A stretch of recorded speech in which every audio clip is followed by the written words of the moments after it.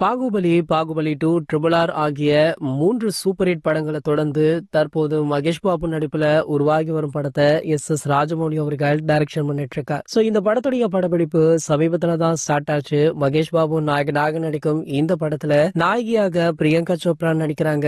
அது மட்டும் இல்லாம பிரபல மலையாள நடிகர் பிருத்திவிராஜ் சுகுமார் இந்த படத்துல இணைஞ்சிருக்காரா. இதனிடையில பேன் இந்தியன் திரைப்படமாக உருவாகும் இந்த படத்துல தமிழ் மாஸ் நடிகர் ஒருவர் இணைந்திருப்பதுதான் தற்போது கோலிவுட் ஹாட் டாபிக். அதாவது நம்ம அஜித் சார் பாத்தீங்கன்னா இந்த படத்துல கமிட் ஆகி இருக்காரா. கூடிய விரைவிலேயே அவர் படக்குழுவுடன் இணைய உள்ளார் அப்படின்ற தகவல் தற்போது வெளியாகி சமூக வலைதளங்கள்ல வைரலுமே ஆச்சு. நம்ம அஜித் சார் நடிப்புல அண்மையில வெளியான குட் பேட் அக்லி திரைப்படம் பாத்தீங்கன்னா தமிழ் சினிமாவையே புரட்டி போட்டது.